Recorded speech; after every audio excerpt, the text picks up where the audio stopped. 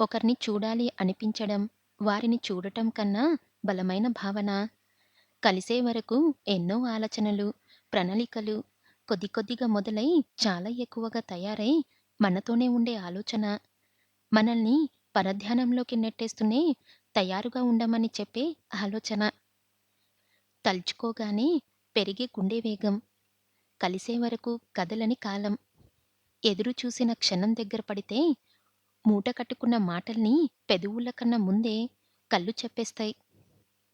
రామ్‌ని చూడాలనిపిస్తుంది.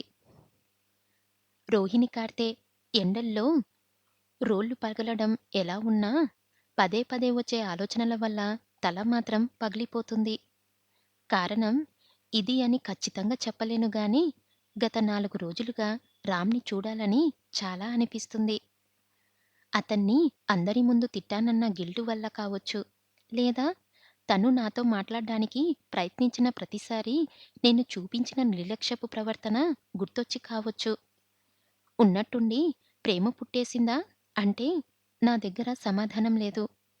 బహుశా ముందు లేని ధైర్యం తను ఎవరో తెలిసాక వచ్చేసిందేమో. అత్తా, ఎలా ఉన్నావు? గేటు తీస్తూ పలకరించింది పద్మ. లోపలి వరకు వినిపిస్తున్నాయి వాళ్ళ మాటలు. మా అమ్మలాగే పద్మది కూడా కొంచెం పెద్ద నోరు. రావే పద్మా! చాన్నాళ్ళకొచ్చావు? బొత్తిగా నల్లపూసవైపోయావు. ఎర్రటి ఎండలో ఆరబోసిన పప్పులకి కాపలాగా కర్ర పట్టుకొని కూర్చుంది అమ్మ. సెలవులు కదా అత్తా! మా పిన్ని వాళ్ళ ఊరెళ్ళాం. నిన్ననే వచ్చా. ఇదిగో ఈ పనసకాయ తోటలో పండింది.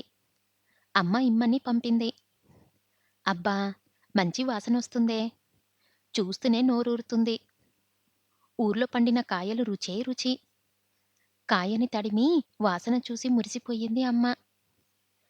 సారిక లేదా? లోపలికి వస్తూ అడిగింది. లేకవేం? దాని గదిలో ఉంది. సెలవుల్లో ఏం తోచకో ఏమో మొన్నట్నుండి అదోలా ఉంది. ఏమైందే అంటే ఏమీ లేదంటుంది. కనుక్కో సంగతేంటో? నాకు వినిపించేలా మరింత గట్టిగా చెప్పింది. సరూ, ఒసే సారికా! హా! రావే! బాగున్నావా? కూర్చున్న చోటు నుండి కదలకుండా అడిగాను. నా బాగుకేం కానీ, ఏం చేస్తున్నావు సెలవుల్లో? ఎక్కడికి వెళ్ళలేదా? మీ చెల్లివారేరి కనబడరు? షాపింగ్ ఏమైనా చేశావా?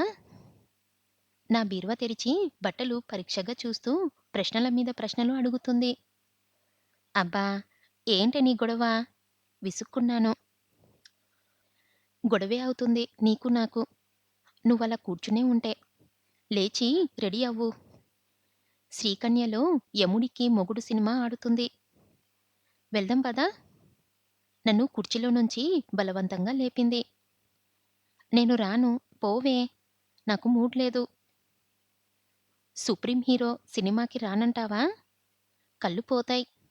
అయినా సినిమా చూస్తే అదే వస్తుంది హుషారు. పద, నోరు మూసుకొని. ముందా నైటీ తీసేసి ఈ డ్రెస్ వేసుకో. బీరువాలో నుంచి తనకి నచ్చిన డ్రెస్ తీసి నా చేతికిచ్చింది. షో స్టార్ట్ అయిపోయిందేమోనే. వాచ్ పెట్టుకుంటూ టైం చూశాను. ఇంకో పావుగంటలో మ్యాట్నీ మొదలవుతుంది. హా! మన కోసం కావాలంటే మళ్ళీ మొదలు పెట్టేస్తాలే. చాలా కాన్ఫిడెంట్‌గా చెప్పింది పద్మ. అబ్బా! సినిమాకా? మేమూ వస్తామక్కా. గుమ్మంలో ఎదురయ్యారు నా చెల్లెలిద్దరూ. పోనీ తీసుకెళ్ళండే. చిన్నపిల్లలు పాపం. వాళ్ళ నాన్న ఎలాగో తీసుకెళ్లరు. ఎండ కూడా పోయి మబ్బు పట్టేలా ఉంది. అమ్మ వంత పాడింది. తీసుకెళ్దామా అన్నట్టు చూశాను పద్మ వంక. అయ్యయ్యో! వీళ్ళ సంగతి మర్చిపోయే 2 టికెట్లు తెచ్చా అత్తా. ఇంకోసారి తీసుకెళ్తాలే. సారిక, రావే టైం అయిపోతుంది. తొందర చేసింది పద్మ. పోనీ పద్మక్క. థియేటర్ దగ్గర క్యూలో రాధిక ఏదో చెప్పబోతుంటే జడ పట్టుకుని వెనక్కి లాగి, హుష్! నోర్ముయ్. మీకెందుకే సినిమాలు? మాతో తోకల్లాగా చంపేస్తా వెనకాల వస్తే. అని చిన్నగా గసిరి, కొత్త సినిమా కదా! హౌస్‌ఫుల్ అయిపోయింది. వచ్చే వారం దేవుడి సినిమా వస్తుంది. పాము, కోతి కూడా ఉంటాయంట. మామగారిని కూడా తీసుకొని అందరం వెళ్దాం. నువ్వు నడవే ముందు అని నా చెయ్యి పట్టుకొని బయటికి లాక్కెళ్ళిపోయింది. జంక్షన్ దగ్గర బస్సెక్కి 4 స్టాపులు దాటగానే దా ఇక్కడ దిగిపోదాం అని ఆర్‌కే బీచ్ దగ్గర దింపేసింది. ఇప్పుడు బీచ్ దగ్గరకెందుకు దింపేశావే? నీకేం మతిపోయిందా? కావాలంటే సినిమా అయ్యాక వెళ్దాం. అప్పటికే ఆలస్యమైపోయిందని తెలుసు నాకు. సినిమా ఇంకో రోజు చూద్దాంలే గానీ, నువ్వు పద ముందు చెప్తాను. మన అదృష్టం ఈరోజు కొంచెం జనం తక్కువగా ఉన్నారు. తను ఏమైనా మాట్లాడ్డానికి తీసుకువచ్చిందేమో అని అనుమానం కలిగింది. ఈ మాత్రానికి ఇంట్లోనే మాట్లాడుకునేవాళ్ళం కదా! ఏమైంది అయినా? ఏమన్నా ఇంపార్టెంట్ విషయమా? పద్మ భుజం మీద చెయ్యి వేసి ఆత్రంగా అడిగాను. అంతకన్నా ఎక్కువే. వెనక నుండి వినిపించేసరికి తిరిగి చూశాం. వెనక అభిరామ్, రాజేష్. వచ్చారా బాబూ! దీన్ని ఇక్కడి దాకా తీసుకురావడానికి నేను పడ్డ పాట్లు ఇన్ని అన్నీ కాదు. వీళ్ళ ఇంటి నిండా వాచ్‌మ్యాన్‌లే. రామన్నయ్య, ఏం మాట్లాడుకుంటావో నీకు 2 గంటలు టైముంది. సారీ సరూ! ముందే చెప్తే రానంటావేమోనని సినిమా అని చెప్పి తీసుకువచ్చా. ఏవైనా తిట్టేదుంటే ఇంటికెళ్ళే దారిలో చూసుకుందాం. నువ్వు పద రాజేష్ అన్నయ్య. మనమెందుకిక్కడ? అలా వెళ్ళి ఐస్ క్రీమ్ తినొద్దాం. రాజేష్‌ని తీసుకువెళ్ళిపోయింది పద్మ. కూర్చోవచ్చా? నేను సమాధానం చెప్పేలోగా నా పక్కగా కూర్చుంటూ అడిగాడు. నేనేం మాట్లాడలేదు. సముద్రాన్ని చూస్తున్నాను. ఎక్కువ అల్లరి చెయ్యకుండా ప్రశాంతంగా, అందంగా ఉంది. అతను కనిపించాడని హయామో. సారీ. నిన్ను కలవడానికి నాకు ఇంతకన్నా వేరే మార్గం తోచలేదు. అయినా నేనే ఆ సారికనని నీకెలా తెలుసు? అతను చెప్పేది పట్టించుకోనట్టు అడిగాను. తను వస్తాడని నాకెందుకో ముందు నుండి చిన్న నమ్మకం. రావాలన్న బలమైన కోరిక. నిన్ను చూడగానే చిన్నప్పటి జ్ఞాపకాలు గుర్తు చెయ్యడానికి ఇదేమన్నా సినిమానా? చిన్నప్పటి నుండి నాకు సారిక అన్న పేరంటే కొంచెం క్రేజ్. అందుకే నీ పేరు అది అని తెలియగానే నువ్వే ఆ సారిక అయితే బావుననిపించింది. అటెండర్‌ని కాకాపట్టి రిజిస్టర్‌లో ఉన్న నీ ఇంటి పేరు, మీ నాన్న పేరు తెలుసుకొని మా అమ్మమ్మని అడిగాక అర్థమైంది నువ్వేనని. అంతేనా? హ్మ్. నిన్ను ఇంప్రెస్ చెయ్యడానికి అబద్ధం చెప్పడం నాకిష్టం లేదు. నా సంగతటుంచు. నీకసలు నేను గుర్తే లేననుకున్నా. అయినా రేడియోలో పాట ఐడియా ఎలా? ఒకవేళ నేనా పాట వినకపోయి ఉంటే? నీలాగే నాకు కూడా నిజంగానే మా మామ చెప్పే వరకు ఈ విషయాలేం తెలియదు. గుర్తు లేవు కూడా. చాలా చిన్న వయసు కదా! తెలిసాక నా వివరాల కోసం నువ్వు కష్టపడినట్టే నేను నీకు ఎలాగైనా సందేశం అందివ్వాలని కొంచెం కష్టపడ్డా. అదెలా? క్యూరియస్‌గా అడిగాడు.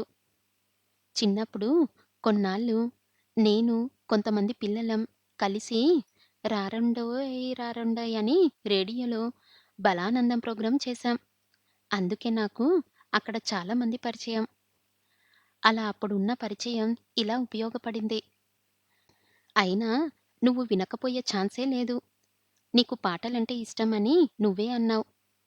ఇవన్నీ కాకపోయినా ఇష్టమైన అమ్మాయి తిట్టిందన్న బాధలో ఉన్నా నీకు పాటలు, పుస్తకాలు కాక ఇంకేముంటుంది ఓదార్పు? అతన్ని చూసి కళ్ళెగరేశాను. నన్ను చూసిన ప్రతిసారీ నీ నుండి దూరంగా నెట్టేస్తున్నట్టు ప్రవర్తిస్తే బాధగా అనిపించింది. అసలు చెప్పే ఛాన్స్ కూడా ఇవ్వలేదు నువ్వు నాకు. మా అమ్మాయిల కారణాలు మాకుంటాయి. ఎన్ని జరిగినా ఇప్పుడు నీ పక్కన ఉన్నాను. ఆఖరి మాట అతని చెవి వరకు చేరలేనంత చిన్నగా అన్నాను.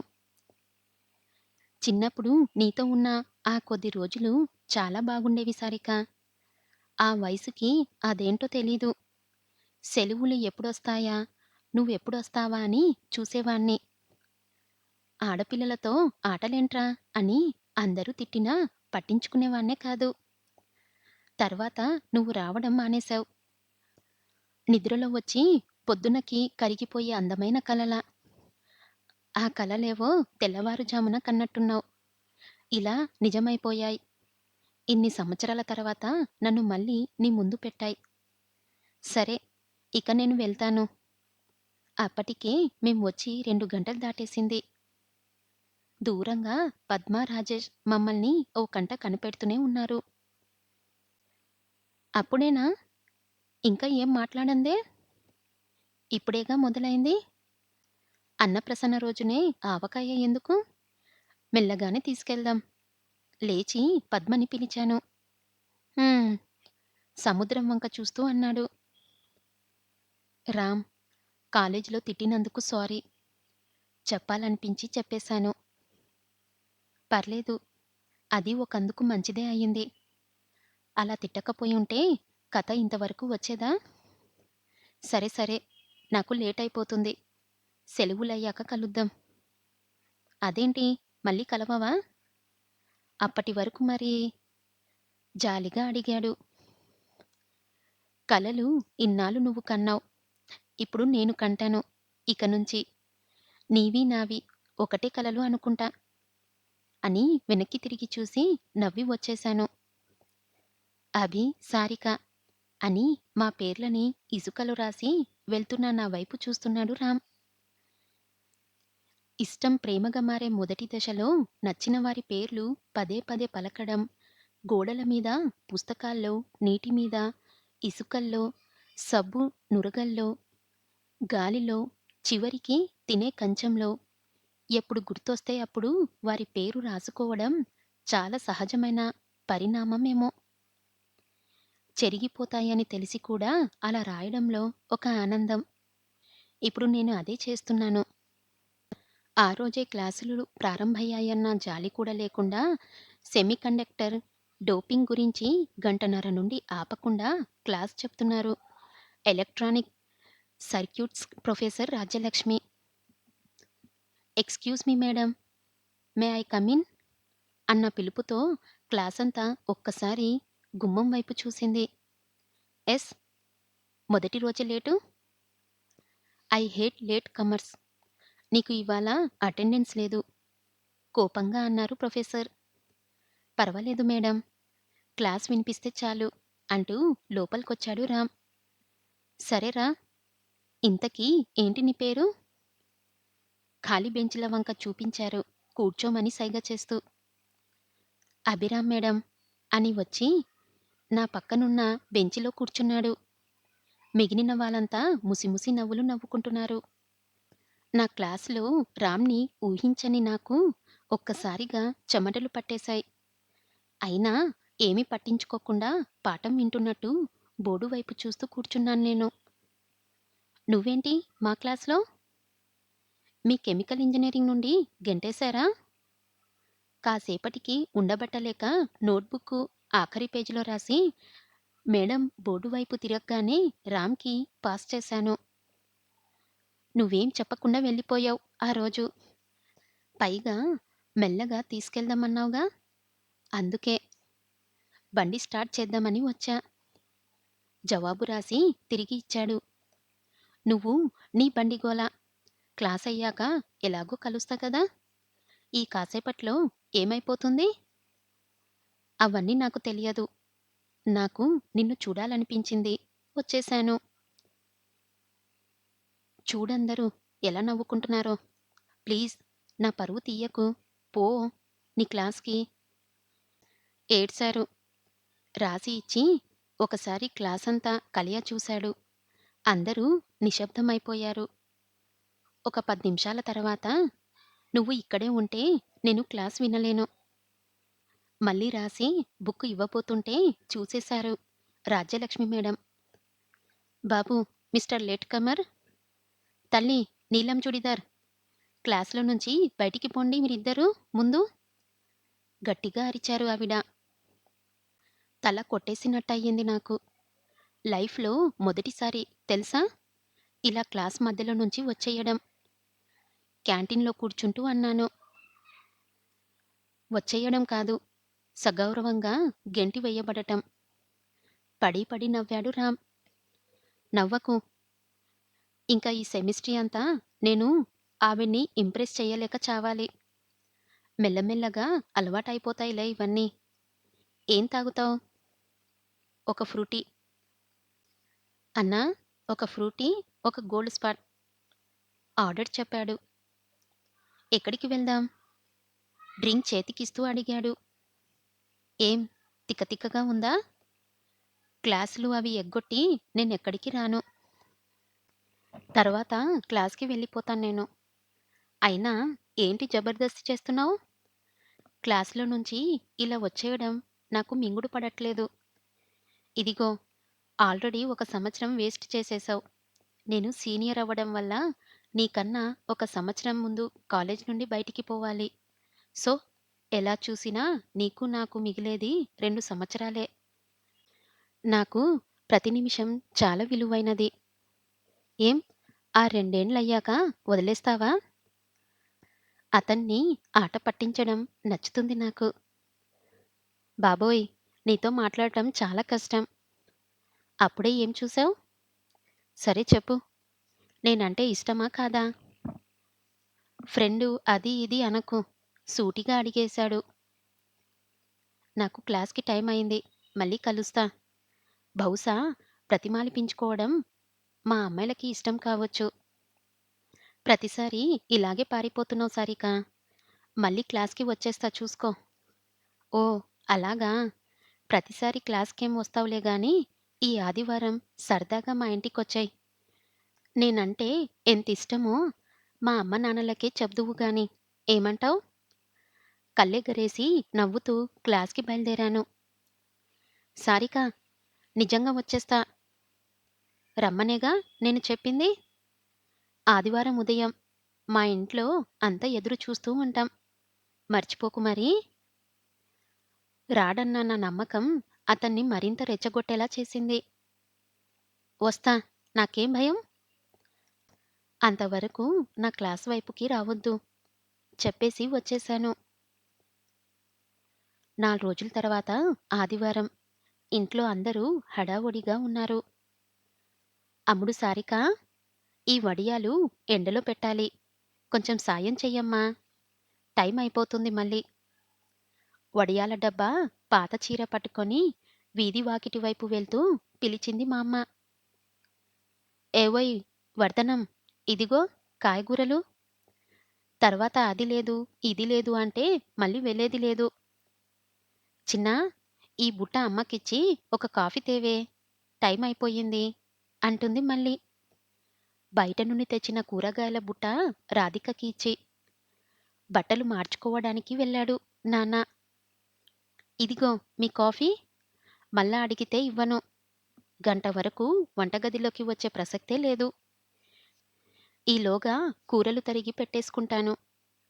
అయ్యయ్యో! టైం అయిపోతుంది. కాఫీ నాన్న చేతికిచ్చి మళ్ళీ గడియారం వంక తొంగి చూసింది అమ్మ. ఉదయం 9:30 అయ్యింది. ఓయ్ వర్ధనం! రాముడొచ్చేశాడు. త్వరగా రావే. ఆ వంట తర్వాత చూసుకుందాం. మండువాలో నుంచి అరిచింది మా అమ్మ వంటింట్లో అమ్మకి వినిపించేలా. ఆ! వచ్చేస్తున్నా అత్తయ్యా. స్టవ్ ఆపేసి తడి చేతిని చీర కొంగుకి తుడుచుకుంటూ వచ్చి టీవీ ముందు కూర్చుంది అమ్మ. ఇంటిల్లిపాది పొద్దున్నుండి ఆత్రంగా చూసిన రాముడు దూరదర్శన్‌లో రామానందసాగర్ రామాయణం టీవీ చూస్తూ దండాలు పెట్టేసుకున్నారు పెద్దవాళ్ళు. కాసేపటికి ధబ్ అని ఏదో పడిన చప్పుడు వినిపించింది పెరట్లో నుండి. పెరట్లో కొబ్బరికాయ రాలినట్టుంది. వెళ్లి చూడండి ఎవరైనా. టీవీ చూస్తూనే చెప్పాడు నాన్న. నేను చూస్తా పరిగెత్తింది హారిక. కాసేపటికి వచ్చి నా పక్కన కూర్చుంది. అక్కా, టీవీ చూస్తూ కూర్చుంటే పెరట్లో ఉన్న నీ రాముడు వెళ్ళిపోతాడు. నాకు మాత్రమే వినిపించేలా చెప్పింది. ఏంటి అన్నట్టు కళ్ళెగరేశాను. పెరట్లో ఉసిరి చెట్టు దగ్గర ఒక అబ్బాయి నక్కి ఉన్నాడు. నేను భయంతో అరవబోతే నీకోసం వచ్చానని నువ్వే రమ్మన్నావని చెప్పాడు. నీ సీనియర్ అంట. పద్మక్క పేరు కూడా చెప్పాడు. వెంటనే రామ్‌ని రమ్మన్న సంగతి గుర్తొచ్చింది.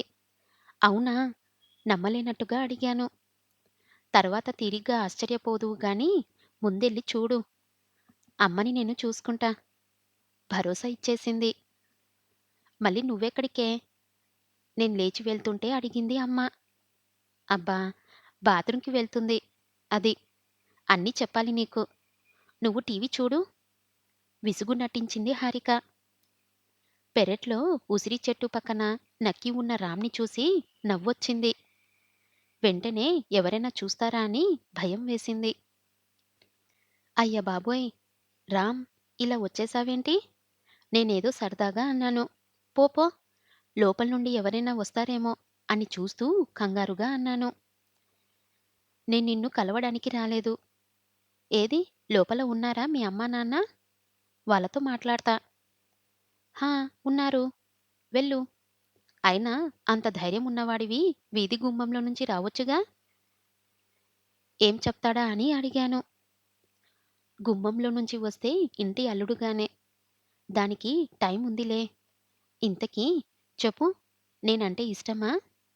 నా భుజం పట్టుకొని కళ్ళల్లోకి చూస్తూ అడిగాడు. చెప్తే గాని వెళ్ళావా? ధైర్యవంతుడినవని ఒప్పుకుంటున్నా. వెళ్ళు ముందు. మా వాళ్ళు చూశారంటే పెళ్ళే నాకు. అదేగా కావాల్సింది? పద మాట్లాడేసి తేల్చేద్దాం. అతని ధైర్యం చూస్తే అన్నంత పని చేసేలాగా ఉన్నాడు. మహాప్రభో! నీకో నమస్కారం. నాకింకా నీ గురించి పూర్తిగా తెలీదు. అప్పుడే పెళ్లి మాటలు. అయినా మా అమ్మ గురించి నీకు తెలియకపోతే వెళ్ళి ఊళ్ళో అడుగు. ముందు ఎవరన్నా చూసేలోపు వెళ్ళిపో. సరే, ఇది ప్రేమే అని చెప్పు. వెళ్ళిపోతా. నా చెవి దగ్గరకొచ్చి గుసగుసగా అన్నాడు. ఇక్కడ కాదు. ఇప్పుడు కాదు. ఇలా బావుంది రామ్ నాకు. ఇది పోగొట్టొద్దు. అర్థం చేసుకో. అతని చేతుల్ని నా చేతుల్లోకి తీసుకుంటూ చెప్పాను. హ్మ్. వెళ్తా అయితే అని వెళ్ళబోతున్న అతన్ని చెయ్యి మీద చటుక్కున ముద్దు పెట్టేసి రెప్పపాటులో లోపలికి వచ్చేశాను. నా జీవితంలో చాలా అందమైన రోజులివి. కాలేజీలోకి వెళ్ళడం చాలా ఇష్టంగా మారిపోయింది. క్లాసులు ఎగ్గొట్టి సినిమాలకి వెళ్ళడం అలవాటైపోయింది. ఆదివారాలు, సెలవు రోజులు వస్తే చెప్పలేనంత కోపం వచ్చేస్తుంది. అలవోకగా అమ్మ దగ్గర అబద్ధాలు చెప్పేస్తున్నాను. ఇంజినీరింగ్ రెండో సంవత్సరం దాదాపు అయిపోవచ్చింది. వేసవికాలం మళ్ళీ వచ్చేస్తుంది. ఋషికొండ బీచ్. రామ్ భుజం మీద తల వాల్చి సముద్రాన్ని చూస్తున్నాను. ఇది నాకిప్పుడు కొత్తగా అలవాటైన ఇష్టం. అక్కడ కొందరు పిల్లలు ఇసుక గుళ్ళు కట్టుకుంటున్నారు. ఇంకొందరు నీళ్ళల్లో తడుస్తూ అల్లరి చేస్తున్నారు. ఎంత హాయిగా ఉంటుందో కదా చిన్నతనం. ఏమీ తెలియదు వాళ్ళకి. పెద్దవాళ్ళయ్యే కొద్దీ లోకం రంగు తెలిసే కొద్దీ ఆ ఆనందం కొద్ది కొద్దిగా దూరమైపోతూ ఉంటుంది. బాధ్యతలు, బరువులు, చదువులు, ఉద్యోగాలు ఏం నచ్చినా నచ్చకపోయినా ఒక ముసుగు వేసుకొని ఆనందంగా ఉన్నామని చెప్పుకొని తిరగాలి అన్నాడు రామ్. ఇసుకతో ఇల్లు కట్టుకుంటారు. ఉత్త ఆల్చిప్పతో ఆడుకుంటారు. ఎండుటాకులతో పడవలు చేసి విశాల సముద్రం పైన చిరునవ్వులతో వదులుతారు. లోకాల సముద్ర తీరాన పిల్లలాడుకుంటున్నారు. పిల్లలాడుతున్నారు. అంతులేని లోకాన తీరం పైన పిల్లల గొప్ప సమావేశం జరుగుతుంది. ఠాగూర్ గీతాంజలికి చలంగారి అనువాదమిది. ఎంత లోతుగా చెప్పారో కదా! అందుకే నాకు గీతాంజలి అంటే చాలా ఇష్టం. నాకు గనక పాప పుడితే గీతాంజలి అనే పేరు పెడతా అన్నాను రామ్‌తో. నాకు ఏంటి? మనకి అను నా తల నిమురుతూ అన్నాడు రామ్. గీతాంజలి. ఇద్దరం ఒకేసారి అనుకున్నాం.